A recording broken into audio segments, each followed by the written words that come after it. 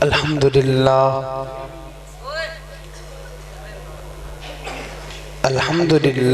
رب العالمین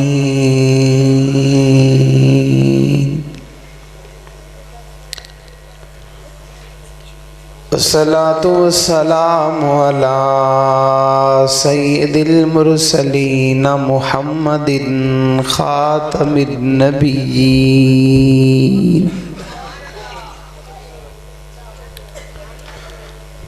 وعلی آلہ واصحابہ الطیبین الطاہرین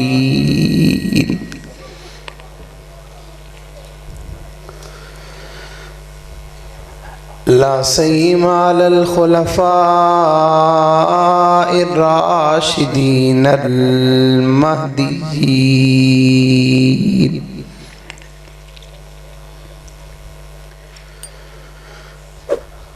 ولعنت اللہ علی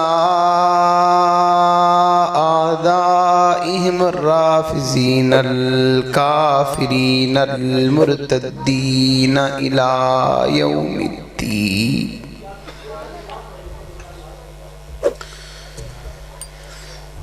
ونشهد أن لا إله إلا الله وحده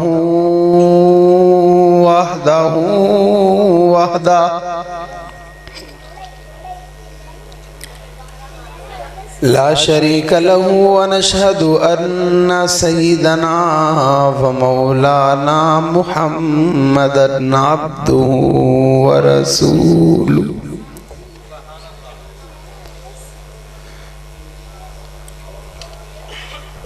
أما بعد فأعوذ بالله من الشيطان الرجيم بسم الله الرحمن الرحيم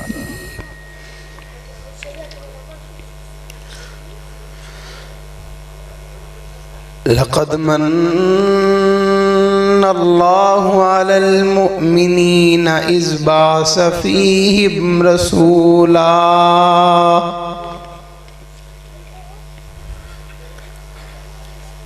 قال الله تبارك وتعالى في مقام آخر محمد رسول الله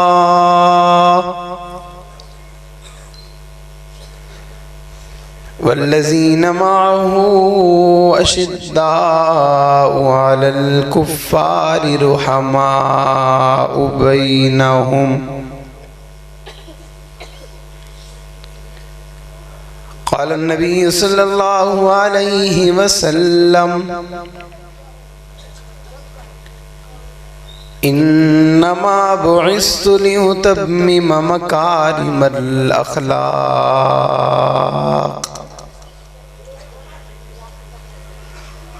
صدق الله العظيم وبلغنا رسوله النبي الأمي الكريم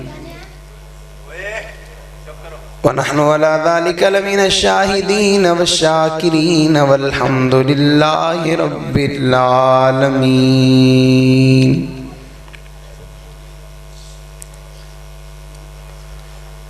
حالات کے قدموں میں کلندر نہیں گرتا حالات کے قدموں میں کلندر نہیں گرتا ٹوٹے جو ستارہ تو زمین پر نہیں گرتا گرتے ہیں بڑے شوق سے دریا سمندر میں پر سمندر کبھی دریا میں نہیں گرتا تیرے زمانے میں چار جانب نگار یکتا تجھی کو دیکھا حسین دیکھے جمیل دیکھے بس ایک تجھ سا تمہیں کو دیکھا اگرچہ اس گلشن جہاں میں ہزاروں گل ہیں برنگ دیگر ولے کہ خوشبو بروح پرور صدا مہکتا تجھی کو دیکھا اور ہمیں معلوم ہے کہ خطرہ اغیار بہت ہے، ہمیں معلوم ہے کہ خطرہ اغیار بہت ہے، پر کیا کریں صحابہ سے پیار بہت ہے۔ چھلی دھوپ میں بادل بن کر بات کرتا ہوں، لاکھ سمجھے مجھے پاگل مگر بات کرتا ہوں، جو لب کھلے تو مہک اٹھتی ہے نازاں بن کر، ارے فکر کے صحرا میں بے دھڑک بات کرتا ہوں۔ جس عنوان پر گولی چل جانے کا خدشہ ہو، اسی عنوان پر گھنٹوں مسلسل بات کرتا ہوں۔ ادھورے لوگ ادھورے ہوتے ہیں، مکمل آدمی ہوں مکمل بات کرتا ہوں۔ انتہائی واجب الاحترام، قابل صد احترام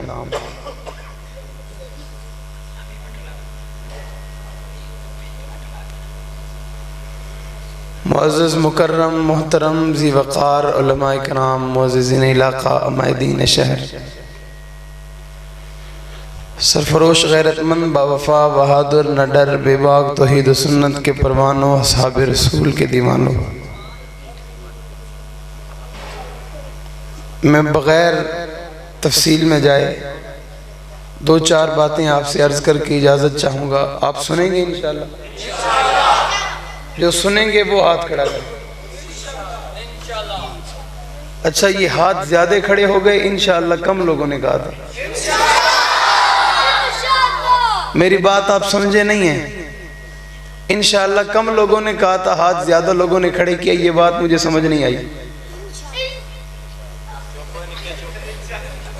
کوئی اور مسئلہ ہے میرے خیال میں نا؟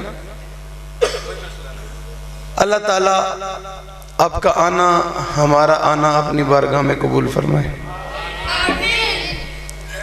کانفرنس کا عنوان ہے ولادت مصطفیٰ صلی اللہ علیہ وسلم۔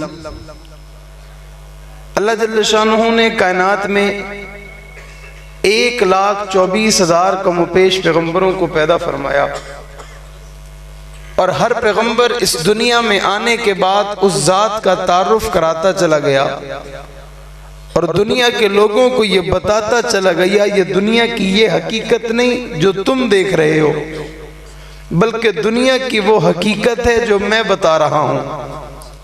ہر رسول نے، ہر نبی نے یہی پیغام دنیا کے لوگوں کو دیا۔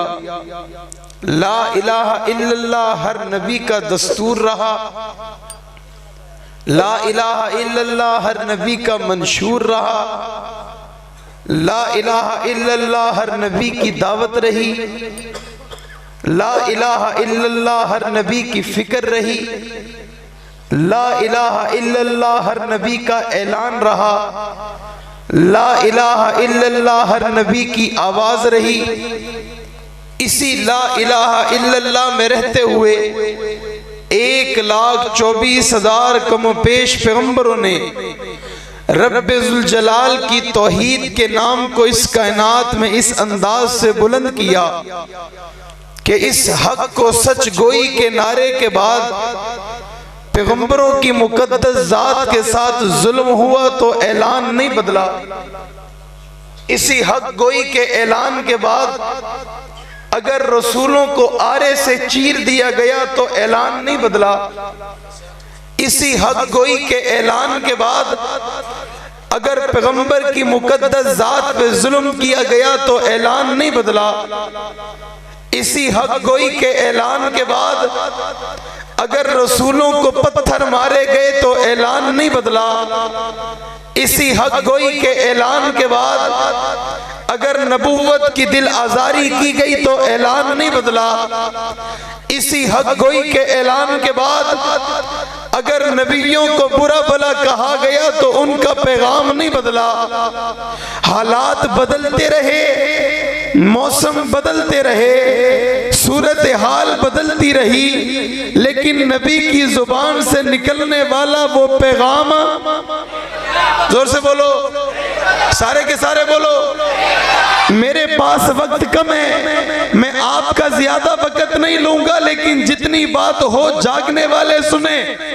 ہر رسول نے، ہر پیغمبر نے، ہر رہبر نے، ہر محسن نے، ہر امام نے، ہر آنے والے رب کے خلیفے نے اسی پیغام کو کائنات کے لوگوں کے سامنے پیش کیا، جس پیغام کو دینے کے لیے اللہ نے ان کا انتخاب کیا تھا، جس پیغام کو پہنچانے کے لیے اللہ نے ان کی ڈیوٹی لگائی تھی، جس پیغام کو دینے کے لیے اللہ نے ان کی ذمہ داری لگائی تھی، جس پیغام کو دینے کے لیے اللہ نے انہیں کائنات میں بھیجا تھا، آدم علیہ السلام سے لے کے جناب عیسیٰ علیہ السلام تک، اور جناب عیسیٰ سے لے کے محمد مصطفیٰ تک، پھر محمد مصطفیٰ سے لے کے آج تک، پھر آج سے لے کے قیامت تک حالات تو بدلتے رہیں گے، صدیاں تو بدلتی رہیں گی، واقعات تو بدلتے رہیں گے، انسان تو بدلتے رہیں گے، آنے والا انسان بدلتا رہے گا، آنے والے حالات بدلتے رہیں گے، آنے والی سوچ بدلتی رہے گی، آنے والی نسل بدلتی رہے گی، لیکن یہ پیغام نہ کل بدلا ہے، یہ پیغام نہ آج بدلا ہے، یہ پیغام نہ قیامت تک بدل سکتا ہے۔ میں یوں کہہ دوں، کائنات کی بقا اسی پیغام میں ہے، کائنات کی عمر اسی پیغام میں ہے، کائنات کی زندگی اسی پیغام میں ہے، کائنات کا وقار اسی پیغام میں ہے۔ اس کی وجہ یہ ہے اللہ نے اس پیغام کو دنیا والوں کے سامنے پیش نہ کروانا ہوتا، اللہ کبھی دنیا کو پیدا نہ کرتا۔ اس بات کو سمجھنے کے بعد اگلی بات سمجھیے کہ 1,24,000 پیغمبر آئے، کوئی بھی اللہ کا پیغمبر بے مقصد نہیں آیا، بلکہ با مقصد بن کے آیا، اور اپنی زندگی اس توحید کے اعلان پہ وقف کر کے ہر چوک پہ، ہر چوراہے پہ، ہر گلی میں، ہر بازار میں، ہر وقت میں، ہر حالت میں اس پیغام کی آواز لگاتے چلے گئے، اس پیغام کی صدا لگاتے چلے گئے۔ اختلاف نہیں کرتے، لڑائی نہیں کرتے، فساد نہیں کرتے، برا بلا نہیں کہتے۔ میرا سوال آج بزرگوں سے، میرا سوال آج بچوں سے، میرا سوال پڑھے لکھے لوگوں سے، جب 1,24,000 پیغمبروں کو دیا گیا پیغام ایک لمحے کے لیے نہیں بدلا، پھر کوئی کیسے سوچ سکتا ہے کہ 1,24,000 پیغمبروں کا پیغام اس محمد عربی کی شکل میں دی گئی جماعت صحابہ اکرام کو، جو محبوب نے اپنی زبان سے دیا، آقا نے پڑھایا، انہوں نے پڑھا، آقا نے بتایا، انہوں نے سمجھا، آقا نے دکھایا، انہوں نے دیکھا، حضور بتاتے چلے گئے، وہ سمجھتے چلے گئے، آقا دکھاتے چلے گئے، وہ دیکھتے چلے گئے، آقا سمجھاتے چلے گئے، وہ سمجھتے چلے گئے۔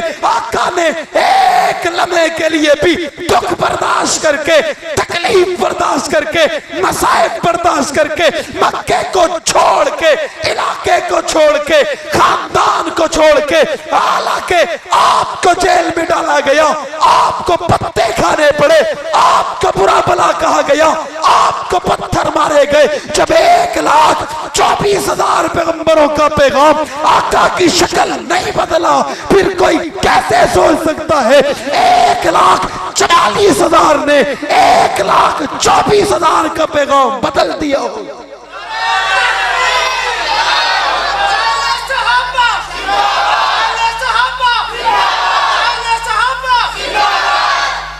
یہ پیغام نبوت سے چلتا چلتا، رسولوں سے چلتا چلتا، نبیوں سے چلتا چلتا آمنہ کے لال تک پہنچا، پھر آمنہ کے لال نے اس پیغام کو صحابہ کو دیا، ایک ایک کو دیا، حق ادا کر دیا۔ الیوم اکملت لکم دینکم واتممت علیکم نعمتی ورضیت لکم الاسلام دینا۔ پڑھنے کی ضرورت ہے، سمجھنے کی ضرورت ہے۔ اذا جاء نصر اللہ والفتح ورأیت الناس یدخلون فی دین اللہ افواجا۔ یہ افواجا کیا ہے؟ پڑھنے کی ضرورت ہے۔ انا ارسلناک شاہدا ومبشرا ونذیرا وداعیا الی اللہ باذنہ وسراجا منیرا۔ وما ارسلناک الا رحمتا للعالمین۔ میرا محبوب با مقصد بن کے آیا، آپ نے وہ با مقصد پیغام با مقصد لوگوں کو دیا۔ ایک کا نام ابوبکر ہے، ایک کا نام عمر ہے، ایک کا نام عثمان ہے، ایک کا نام علی ہے، ایک کا نام معاویہ ہے، ایک کا نام طلحہ ہے، ایک کا نام زبیر ہے، ایک کا نام سعد ہے، ایک کا نام سعید ہے، ایک کا نام عبد الرحمن ہے، ایک کا نام زبیر ہے، ایک کا نام بلال ہے، ایک کا نام معاذ ہے، ایک کا نام موفز ہے۔ جی ہاں، ایک کا نام حسن ہے، ایک کا نام حسین ہے۔ یہ وہ لوگ تھے جس طرح 1,24,000 کو چنا، اسی طرح 1,44,000 کو چنا۔ چھوڑو 44 کی بات، چھوڑو 24 کی بات، 1.25 لاکھ پیغمبروں کا پیغام 1.25 لاکھ جماعت کو ملا۔ 1.25 لاکھ جماعت نے یہ پیغام کائنات کے چپے چپے تک پہنچایا، ہر قوم تک پہنچایا، ہر علاقے تک پہنچایا، ہر قبیلے تک پہنچایا، ہر کنبے تک پہنچایا۔ مجھے بتاؤ، پیغمبر کے دور سے 1500 سال کا عرصہ گزار کے بیٹھنے والوں، کوئی ایک آدمی کھڑا ہو کے بتائے مجھے کلمے کا پتہ نہیں ہے، نماز کا پتہ نہیں ہے، اذان کا پتہ نہیں ہے، روزے کا پتہ نہیں ہے، تلاوت کا پتہ نہیں ہے، رکوع آقا نے کیسے کیا مجھے پتہ نہیں ہے، سجدہ کیسے کیا مجھے پتہ نہیں ہے، سجود کیسے تھا مجھے پتہ نہیں ہے، تلاوت کیسے تھی مجھے پتہ نہیں ہے، اخلاق کیسے تھے مجھے پتہ نہیں ہے، معیشت کیسی تھی مجھے پتہ نہیں ہے، معاشرت کیسی تھی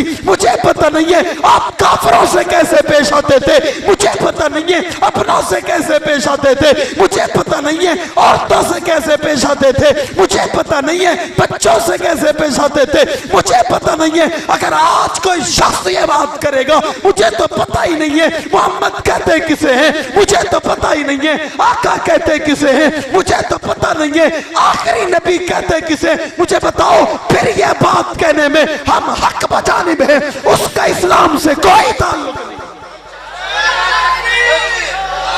توجہ، اس کا اسلام سے کوئی تعلق ہوگا جو حضور کی زندگی کا انکار کرے؟ ہو سکتا ہے؟ ہونا چاہیے۔ حضور کی زندگی کا انکار کرنے والے کا اسلام سے کوئی تعلق نہیں ہے، حضور کی محنت کا انکار کرنے والے کا دین سے کیسے تعلق؟ زندگی کا انکار کرے اسلام سے تعلق نہیں ہے، محنت کا انکار کرے تعلق کیسے ہے؟ کسی نے کہا محنت کیا ہے، میں نے کہا ابوبکر کا صدیق بن جانا پیغمبر کی محنت ہی تو ہے، عمر کا عادل بن جانا پیغمبر کی محنت تو ہے، عثمان کا ذی النورین بن جانا، اور ایک وقت کے اندر، لمحے کے اندر، صدیوں کے اندر، حالات کے اندر 2 مرتبہ دلہا بن کے پیغمبر کے دروازے پہ آنا، پیغمبر جنت کی بشارت دے رہے، یہ تبدیلی تو ہے، آقا کی محنت تو ہے۔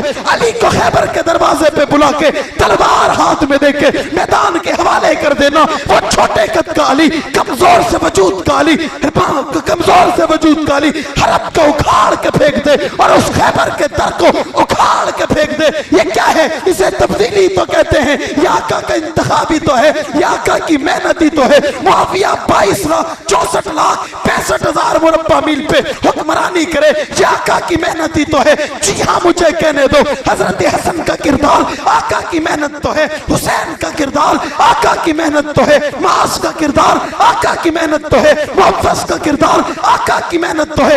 1,44,000 پڑھتے چلے جاؤ، مطالعہ کرتے کرتے چلے جاؤ, محبتوں میں جاتے چلے جاؤ, عشق میں جاتے چلے جاؤ. ان کا بدر میں کٹنا محنتی تو ہے, عہد میں کٹنا محنتی تو ہے, خیبر میں کٹنا محنتی تو ہے, تبوک میں کٹنا محنتی تو ہے, یرموک میں کٹنا محنتی تو ہے, غزوات میں جانا محنتی تو ہے, بچوں کو چھوڑنا محنتی تو ہے, خاندان کو چھوڑنا محنتی تو ہے, علاقے کو چھوڑنا محنتی تو ہے. جی ہاں, پکی پکائی فصلیں چھوڑنا محنتی تو ہے, بچوں کو چھوڑ دینا, بیویوں کو چھوڑ دینا, خاندان کو چھوڑ دینا, رشتہ داروں کو چھوڑ دینا. وہ اسے کیا کہتے ہیں؟ اسی کو محمد عربی کی محنت کہتے ہیں.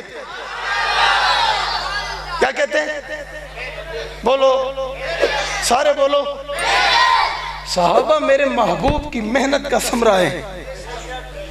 صحابہ نبوت کی 23 سالہ محنت ہے. 23 سالہ محنت کا انکار اسلام والا نہیں کر سکتا, مسلمان نہیں کر سکتا. معذرت کے ساتھ کسی کو یہ بات بری لگے گی, یہی بات امن والی بات ہے. بابا چور کو چور کہنا امن ہے, ڈاکو کو ڈاکو کہنا امن ہے, لٹیرے کو لٹیرا کہنا امن ہے.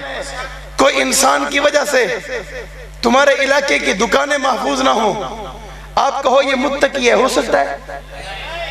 بولو. سمجھدار اور پڑھے لکھے ہو, جسے یہ بات سمجھ آئے وہ بولے. بھائی آپ کی دکان پہ روزانہ ہو جائے چوری, آپ کو پتہ بھی ہو یہ چور ہے, پھر آپ اسے نمازی کہو گے, حاجی کہو گے, مجاہد کہو گے, نیکوکار کہو گے, شبیدار کہو گے؟ جب پتہ ہے وہ کہتے ہیں نہیں کہوں گا, کوئی کچھ کہے نہیں کہوں گا, میرا باپ بھی کہے تو نہیں کہوں گا, رشتہ دار بھی کہے تو نہیں کہوں گا. تو کہتا ہے یہ میری دکان کا چور ہے, میں اسے کیسے اچھا کہہ دوں, اسے کیسے پاک کہہ دوں, اسے کیسے صاف کہہ دوں؟ یہ دیکھ, یہ نبی کے دین کا چور ہے. بابا دکان کے چور سے لڑائی کرنا ایمان ہے, دین کے چور سے لڑائی کرنا ایمان نہیں. دین کے چور سے لڑائی کرنا ایمان نہیں. ربیع الاول کے مہینے میں حضور پیدا ہوئے, آپ کی ولادت کائنات کے لیے رحمت ہے. لوگ ایسے ہی کہہ دیتے ہیں ہم ولادت کے انکار ہیں.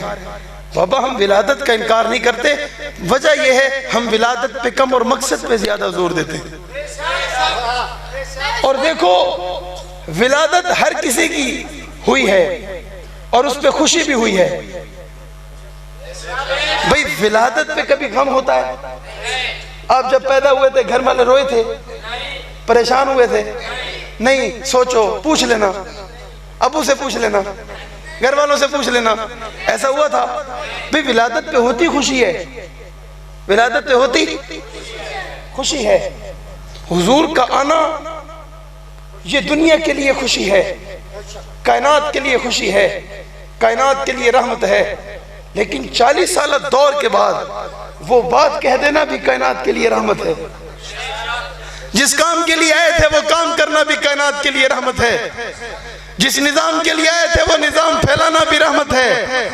آقا کو پتھر لگا تو کائنات کے لیے رحمت ہے. میں نے دعویٰ کیا میرا رب چاہتا تو میرے نبی کو محفوظ رکھ سکتا تھا, دنیا کا کوئی پتھر میرے آقا تک نہ پہنچ سکتا, رب خود حفاظت کر کے بتاتا. لیکن رب نے دنیا کو یہ بات پیغام کے طور پہ بتائی, یہ آمنہ کلال کائنات کا آخری پیغمبر ہے, یہ میرا آخری رسول ہے, یہ میرا آخری نبی ہے. اس کائنات کو سجانا اس کی ولادت کے مقصد میں شامل ہے. اگر کائنات کو نہ بنانا ہوتا, اسے میں دنیا والوں کے درمیان نہ بیچتا, پھر اسے پتھر لگ جانا, لو نکل جانا, شیب ابی طالب میں جانا, ظلم کا سہنا, تشدد کا سہنا, بربریت کا سہنا. ولادت پہ خوشی ضرور ہے لیکن ایک مقصد ہے, اسی مقصد کو مشن کہتے ہیں. کیا کہتے ہیں؟ اسی مقصد کو مشن کہتے ہیں. ہم جب تک جئیں گے اس مشن کی آواز لگاتے رہیں گے. ہم جب تک جئیں گے صحابہ زندہ باد کہتے رہیں گے. ہم جب تک جئیں گے اہلبیت کے تقدس کا نعرہ لگاتے رہیں گے. جس طرح صحابہ ہماری جان اور ایمان کا حصہ ہے, اہلبیت بھی جان اور ایمان کا حصہ ہے. نہ ہم کبھی صحابہ سے جدا تھے, نہ اہل بیت سے جدا تھے. ہماری ماں نے, ہمارے ابا نے, ہمارے رشتہ داروں نے اور ہمارے اکابرین نے ہمیں گھٹی یہ پھیلائی ہے. ہم ان کے ناموں پہ مر تو سکتے ہیں, ان کے ناموں کا سودا نہیں کر سکتے. کر سکتے ہیں؟ شراب عشق نہیں بدلی پر جام بدلتے رہتے ہیں، حق کا علم لہراتا ہے ہاتھ بدلتے رہتے ہیں، حالات سے ٹکرانا حق والوں کی عادت ہے، حالات کی تو تقلید نہ کر ہاتھ بدلتے رہتے ہیں، حالات سے ٹکرانا حق والوں کی عادت ہے، حالات کی تو تقلید نہ کر حالات بدلتے رہتے ہیں، کل تک تھا جو سوز جگر وہ درد جگر تو آج بھی ہے کام وہی پیغام وہی، صرف نام یہ بے جان چیزیں، یہ پھیکی نمائش، یہ پھول اور کلیاں، یہ تاریں ہٹا دو، جہاں سے گزرنا ہے ان محوروں کو وہاں میرے سینے کی دھڑکن بچھا دو۔ ہم انتظامیہ ادارے والوں کا شکریہ ادا کرتے ہیں، یہ میرے ہاتھ کا اشارہ دیکھنا، ہم شکریہ ادا کرتے ہیں، ہم نے ہر موقع پہ تعاون کیا، ہمارے ساتھ آج تعاون ہوا، آپ نے دیکھ لیا، اللہ ان کی زندگیوں میں عمر میں علم میں برکت عطا فرمائے۔ ہمیں بہت سارے دکھ ہونے کے باوجود ہم پھر ایک مرتبہ ملک کے استحکام کے لیے، ملک کے امن کے لیے اپنے ادارے کے حکم پہ دعا کرتے ہیں۔ اللہم صلی علی محمد وعلی آل محمد کما صلیت علی ابراہیم وعلی آل ابراہیم انک حمید مجید۔ اللہم بارک علی محمد وعلی آل محمد کما بارکت علی ابراہیم وعلی آل ابراہیم مجید۔ اللہم صلی علی محمد وعلی آل محمد کما صلیت علی ابراہیم وعلی آل ابراہیم مجید۔ اللہم بارک علی محمد وعلی آل محمد کما بارکت علی ابراہیم وعلی آل ابراہیم انک حمید مجید۔ اللہم انا نستعینک ونستغفرک ونؤمن بک ونتوکل علیک ونثنی علیک الخیر۔ یا اللہ یا رحمان یا رحیم ارحم علينا انت القوی ونحن الضعفاء۔ اللہم انک عفو کریم تحب العفو فاعف عنا یا مقلب القلوب ثبت قلبی علی دینک۔ اللہ ساتھیوں نے محنت کی، ان کی محنت قبول فرما، جو لوگ دور دراز سے ہیں ان کا آنا قبول فرما۔ اللہ ہم آئے یہ لوگ آئے سردی کی رات ہیں یا بیٹھے ہیں، سب کا بیٹھنا اپنی بارگاہ میں قبول فرما۔ جو کچھ کہا سنا گیا اس پہ سب سے پہلے مجھے بعد میں ہم سب کو عمل پیرا ہونے کی توفیق عطا فرما۔ جب تک زندہ رہیں تجھ پر تیرے حبیب کریم پہ حرص جان رہیں، دنیا سے رخصت ہو خاتمہ ایمان پر ہو، زبان پہ کلمہ طیبہ جاری ہو، لا الہ الا اللہ محمد رسول۔